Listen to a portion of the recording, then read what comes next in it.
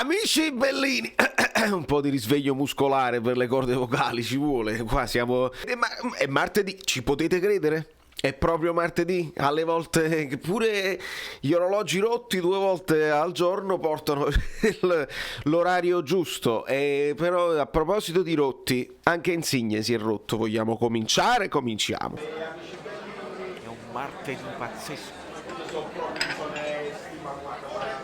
Rumori incredibili, rumori. Allora, amici miei, benvenuti. Aspetta, chi è? Facciamo le cose per bene, perché sennò poi dopo uno dice che la cortesia, essere cortesi. Simone Genovese, ma veramente, l'ultimo iscritto è Simone Genovese. Io spero che sia proprio tu, il Simone Genovese che conosco. Si allunga, si allunga. La Crisma 33, i musicisti di Napoli sanno a chi mi riferisco, ma andiamo senza dubbio a lasciare i like preventivi al video. Vai, vi lascio fare le cose vostre, vai. Non c'è fretta. Avete fatto? No, perché non c'è fretta. Non c'è alcuna fretta. Conferenza, cioè io mi sveglio e mi arrivano notizie. Si è fatto male pure in sì. Certo. E quindi io, che avrei voluto magari fare il video anche ieri sera per farvelo arrivare stamattina presto e fare delle ipotesi di formazione, che infatti con una Brabham tra poco andremo direttamente alla Lavagnetta e andremo a vedere le ipotesi di formazione anti-Spartak. E lo so che molti di voi stanno già pensando alla Lazio e mi rendo conto. Ma no, ma assolutamente no, perché affrontiamo prima lo Spartak. Prima di tutto siamo in emergenza assoluta. Questa volta siamo in emergenza assoluta, in attacco. Cioè la questione della coperta corta, no? Che noi pensavamo di avere in difesa, ed è vero, però adesso è in attacco che abbiamo scelte obbligate. Ma andiamo per ordine, perché in conferenza insieme a Spalletti ci va Juan Jesus, che a me continua a piacere veramente molto, proprio come persona, come affronta le domande, come risponde con autorità, con serietà, con esperienza. Ed è bellissimo anche la sorta di siparietto, no? Con Spalletti che non inquadrato, bravo, gli sottolinea le risposte, dice bravo, hai risposto bene, bravissimo. Quindi bene anche, come si dice, il rapporto Juan Jesus Spalletti, che chiaramente si conoscono da una vita, e la presenza di Juan Jesus rende anche più sereno Spalletti. Si può dire questa cosa qui, è un'intuizione mia, una sensazione mia. Per esempio, quando gli chiedono allora come va eccetera eccetera, lui ferma tutto e dice prima di tutto devo fare un abbraccio a Victor Osimhen, ed per me queste sono piccole cose importanti. Cioè tu la prima domanda non aspetti nessun tipo di domanda, vai subito a stabilire che il gruppo è unito, che è compatto, e vuoi lanciare un messaggio per un compagno che sicuramente sarà depresso in questo momento. Quindi un abbraccio a Victor Osimhen, operazione perfettamente riuscita, come al solito le operazioni perfettamente riescono, poi si tratta sempre di vedere il recupero, quanto tempo ci si mette. Comunque poi non dimentica di citare anche Politano e Dem, ancora fuori per il Covid, e poi dice tutti quelli che non ci saranno, e quelli che non ci saranno non ci saranno. Bisogna ripartire, poi dice lui, da quei 15 minuti finali dell'Inter, quello è poi il Napoli che ci piace e che ci interessa rivedere. E Spalletti fa bravo, bravissimo. Il freddo vi darà problemi? No, andrà tutto a posto. Vincere contro lo Spartak per il campionato, perché poi se risolvi la questione Europa League, la qualificazione con questa partita qui,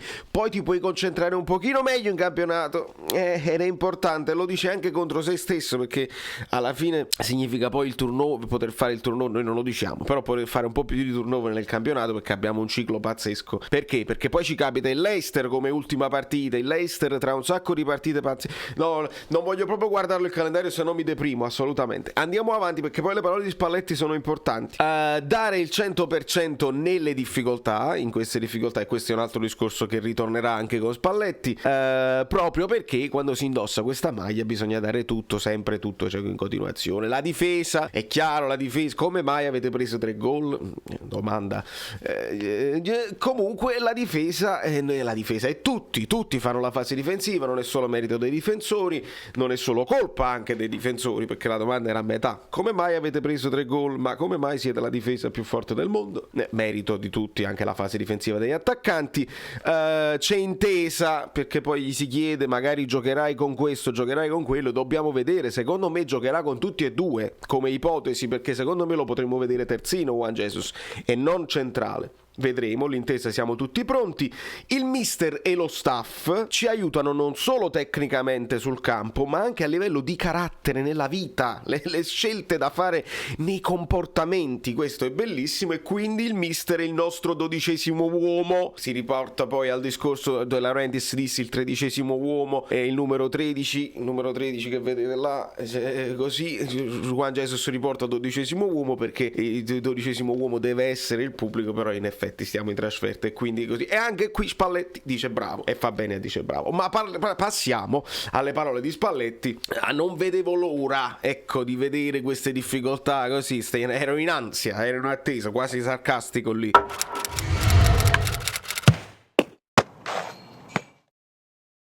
Perché poi nelle situazioni di difficoltà le persone normali diventano stupende, nel senso che devi fare di necessità virtù, e magari anche nell'emergenza ti riescono anche delle cose. Un po' l'abbiamo visto anche nell'ultima partita di Europa League, dove la formazione era obbligata e bene o male hanno giocato tutti quelli che erano convocati, e ci siamo quasi, perché più o meno vedremo nella lavagnetta che più o meno questa è la situazione. Ritorna sul discorso del coraggio che è mancato nell'Inter, e specifica Spalletti che c'è stata una fase della partita in cui è mancato il coraggio, specialmente nelle scelte dopo il recupero palla. Quindi non gli è piaciuto la fase di possesso. Quando il Napoli recupera palla, lì siamo stati un pochino poco coraggiosi nel fare magari un dribbling in più, nel fare un passaggio un pochino più articolato, nel senso una scelta anche un pochino più rischiosa. Questo gli è mancato a Spalletti, alla squadra secondo Spalletti.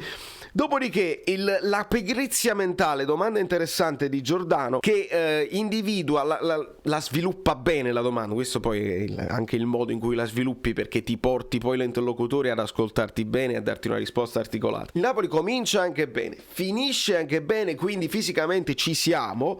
In mezzo spiegaci cosa succede in mezzo, e lui ipotizza quasi un momento di appagamento. Invece di azzannare 1-0 andiamo ad azzannare per avere anche il 2-0 e per metterli veramente in difficoltà e per stroncarli anche se siamo in trasferta.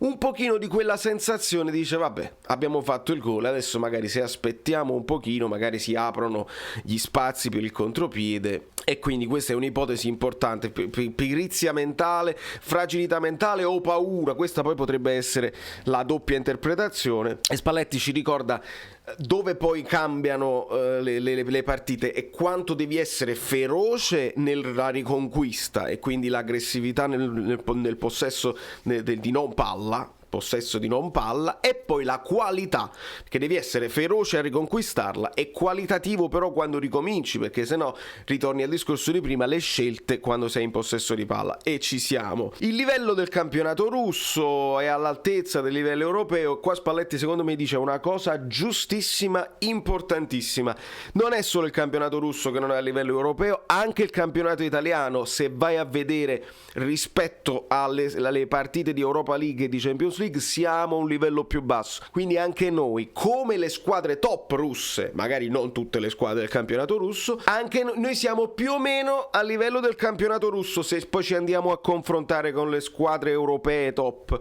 Bravo Spalletti, questa è proprio giusta, perché noi ci atteggiamo il campionato italiano, ma quando poi si va in Europa l'intensità, il ritmo è diverso, e lo prendiamo sulle orecchie molto spesso anche contro squadre più piccole che vengono da campionati più piccoli. Quindi non siamo pronti come loro, come le squadre top russe. Vogliamo chiuderla qui, non c'è dubbio per la questione della qualificazione. E Mertens è da valutare in vista del doppio impegno, e qua Spalletti ci fa capire anche una cosina che andiamo subito a vedere nella lavagnetta con una Brabham. Anzi, dato che qua ci stanno due situazioni diverse, la Brabham diventa un Chuck.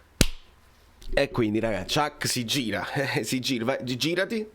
Benissimo, ci siamo girati e vediamo un attimo questa cosa, signori. È un misto tra quello che potrebbe essere, quello che mi aspetto, quello che mi auguro, nel senso che se non abbiamo dubbi che Meret si gioca l'Europa League e ci siamo, in difesa questa volta abbiamo più dubbi in vista del doppio impegno. Perché in questo caso abbiamo una panchina abbastanza folta paradossalmente in difesa, con Malquit che ha recuperato, con Manolas che viene convocato, non so se è pronto proprio per giocare, ma lo abbiamo lì, e con Juan Jesus che addirittura io metterei titolare. Se vogliamo, io mi augurerei un Malquit titolare, ok? Almeno uno dei due terzini lo devi far riposare, perché l'abbiamo visto con Fabiano e chissà, poi magari l'infortunio può essere dipeso dal troppo giocare, può essere anche una questione di mazzo, non lo possiamo mai sapere, no, io non sono un matematico, per carità, però almeno uno, dico. A me piacerebbe che riposasse finalmente Di Lorenzo. Ti fidi, Spalletti, di mettere sia Malqui che magari Juan Jesus? Non lo so. Potrebbe giocare Malquit, quindi qui, e lasciare Mario Rui da questa parte, e quindi spostare un Juan Jesus al posto di uno dei due centrali, oppure te la giochi così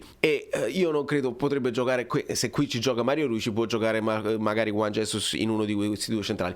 Però questa potrebbe essere la formazione, anche perché Juan Jesus in conferenza, Juan Jesus ha giocato bene nell'ultima partita europea, statura internazionale, va bene. A centrocampo invece, ragazzi, la questione è questa proprio, cioè purtroppo devono giocare tutti e quattro, 1, 2, 3 e 4. Zielinski, Fabiano, Lobotka ed Elmas giocano tutti quanti, anche perché anche Insigne si ferma e quindi Elmas ce lo ritroviamo probabilmente in questa zona, non c'è dubbio. Vengono convocati Cioffi, vengono convocati altri giovani, Ambrosino e Barba, di conseguenza questa è la situazione. Unico dubbio è centrocampo a 2 con Fabian e Lobotka, se Spalletti si fida, anche se abbiamo visto che con Lobotka Spalletti ha preferito spesso il centrocampo a 3 con Lobotka perno centrale. In questo caso potremmo vedere una situazione del genere, con Fabian che ritorna mezzala a destra, con Zielinski che può fare la mezzala a sinistra, oppure Zielinski più avanti ed Elmas qui, e quindi fare lui la doppia fase in questa zona. Vediamo Elmas più simile a Insigne come caratteristiche, con Zielinski da questa parte, e questo è perché non credo, anche viste le parole di Spalletti, che Mertens possa partire da titolare insieme a Petagna, sia sotto punta qui oppure magari al posto di Insigne, perché potrebbe essere sicuramente una soluzione. Mertens lo può fare, non è detto che non lo debba fare più, specialmente con un Juan Jesus che magari ti aiuta di più di Mario Rui da questa parte. Mertens potrebbe mettersi qui e non dover fare per forza una fase difensiva acuta, ma questa è la situazione, anche, ragazzi, come l'ha detto Spalletti, in vista della Lazio, che è una partita pazzesca che va vinta assolutamente se devi dare la risposta al campionato, perché adesso noi vedremo subito la reazione del gruppo alla sconfitta e speriamo che non ci siano contraccolpi. Però bisogna vincere, però bisogna mettere al sicuro il passaggio del turno senza dubbio. Non voglio sentire ragioni, è meglio che usciamo così dopo, no, è sempre meglio continuare per tenere tutti in tensione, tutti contenti, che poi c'è una partita in più, altrimenti andiamo nelle chiavette più assolute. Da New York, Valerio Fluido è tutto. Che ne pensate? Insigne, Unas, Politano, Demme, Anghissà, chi altro mancano tutti, si sono infortunati tutti. Osimhen. Di conseguenza, ragazzi, la coperta dove la tiri è corta. Speriamo bene, perché queste sono le avvisaglie che avremo poi dopo nella Coppa d'Africa, dove ti manca anche Koulibaly, ti mancherà così. Gulam non c'è, ma perché non ci sarebbe stato comunque, siamo onesti, non ci sarebbe stato comunque. Ciao, sono Saveria Solida. Se arriviamo a 15.000 iscritti su YouTube è una cosa di cortesia, ma secondo me dovreste seguirlo anche su Instagram, @ValerioFluido. Fa tutte queste cose cretine. Sei iscritto pure a TikTok. Niente più, dai, basta, sei cringe. Quante cose.